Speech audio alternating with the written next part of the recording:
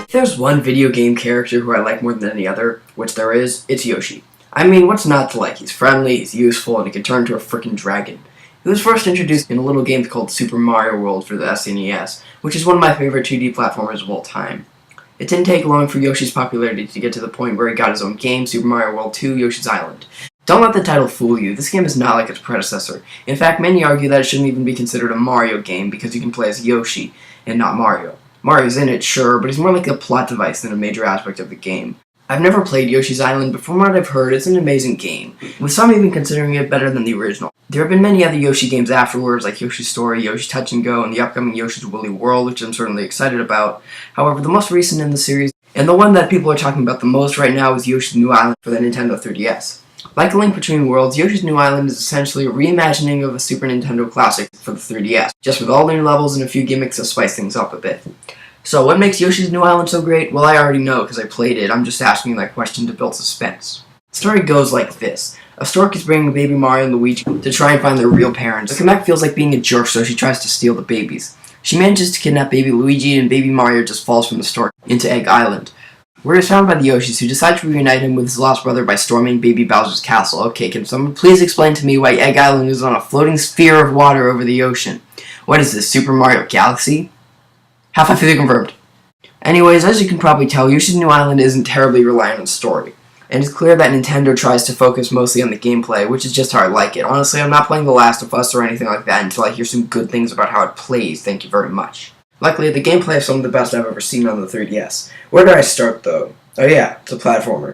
Don't fall in the bottomless pits. Just kidding. As well as a normal jump, Yoshi has a flutter jump that you can use to stay in the air for longer and go higher.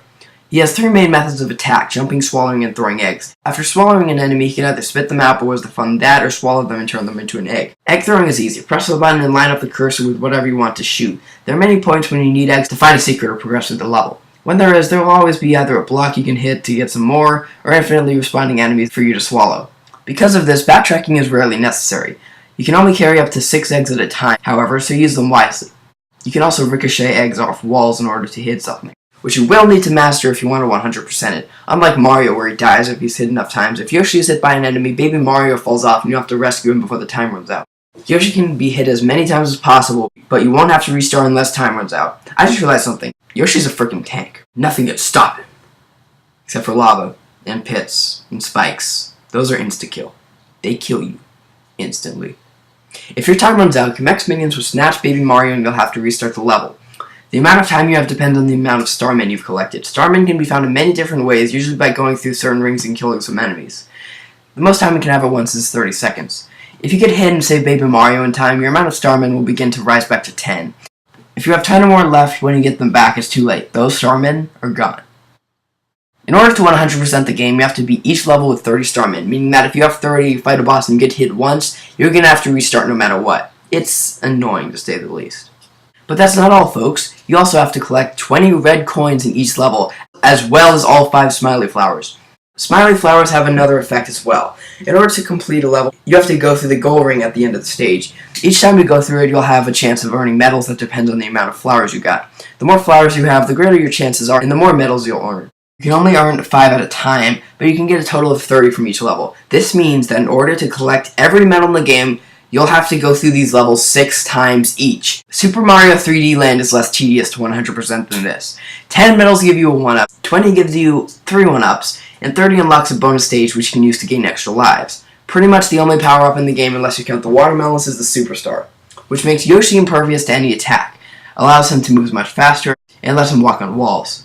Most of this was on the original Yoshi's Island, but what innovations does this game bring to the table? Again, I already know, I'm the reviewer, it's a rhetorical question.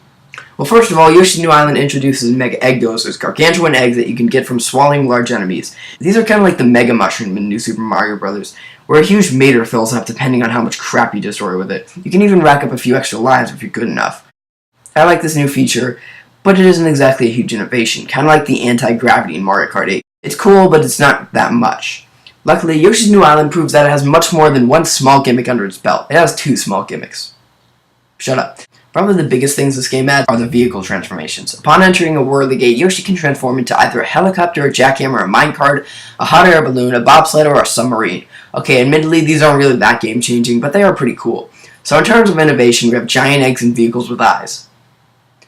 Great.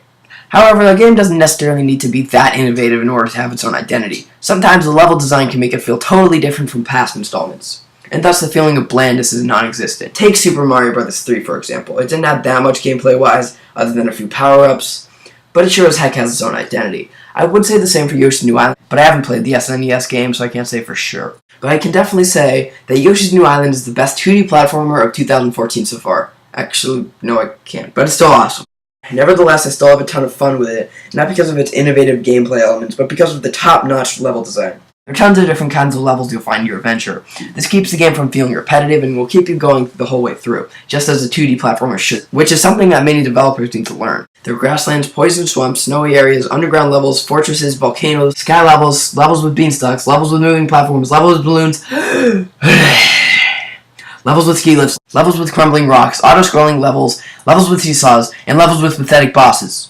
Oh yeah, did I mention the bosses? I forgot about them. Why? Because they're lame. Honestly, half of the bosses in this game are just battles against Kamek, and the other half are poor, but at least have the decency to be something different. Honestly, Kamek in this game is almost as bad as the Koopalings in the new Super Mario Bros. Games. Their fights usually aren't very interesting, and they're basically just an excuse for Nintendo to not have to come up with any new boss battles. I wouldn't mind 1 or 2 fights against her, but this is a bit much. The final battle is also an homage to the final battle of the original game, but it sucks for 2 reasons. First, it is way too easy, and that's coming from somebody who's not that good at video games, especially 2D platformers. And second, it's lazy. If you really want to pay tribute to the final battle from Super Mario World 2, make it an optional boss. You'll knock by 100% of the game or something, and come up with something new for the actual one. I'm sick of the laziness, Nintendo. You can also fight regular Bowser, the so-called true final boss of the game, but only by beating all the levels without the flutter rings, which really isn't that hard. I haven't fought him myself, but hopefully he's less pathetically easy. I would criticize Yoshi's New Island for having only 6 worlds as opposed to 8, but the original only has 6 too, so I guess I can't be too disappointed. So I've talked about the gameplay, story, level design, power-ups, and bosses, so I guess all that's left is the superficial stuff. The graphics are really nice for Nintendo 3DS standards, and I really like how they decide to go for children's coloring book style. Sometimes it works in the game's favor, but there are also times when it just looks kinda off. Overall, I love the art style. It really suits the mood that the Yoshi series generally seems to go for. The music, to be honest, is nothing special. There are a few standout tracks, but nothing as good as, say, Super Mario Galaxy 2. The last thing I'm going to talk about before we wrap things up is the challenge it provides. Yoshi's New Island, while not being as easy as I thought it would be, is not a difficult game if you're just trying to normally beat it. Don't let its facility fool you, though. If you're going for 100% completion, do not expect a cakewalk. It can be pretty frustrating, and that's coming from somebody who only occasionally tries to collect everything in the level.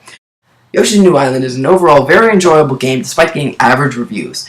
Although most of the innovations it brings to the table really aren't that groundbreaking, when it comes down to it, Nintendo games are meant to be fun. That's exactly what this game is. It's not too short, the level design rocks, there's a lot of diversity preventing it from feeling stale, and it's overall just made really well. The bosses kind of suck, and getting 100% completion is a nightmare, but if you're looking for a fun platformer for the 3DS, look no further. You should also play Kirby Triple Deluxe before that, but that's besides the point. Oh, and get New Super Mario Bros. 2, that one's awesome. Whatever, just buy this game, it rocks. Alright, we're done with this one. What's next? No, take it back, I'll never end this review, just don't make me watch horrible sitcoms, please.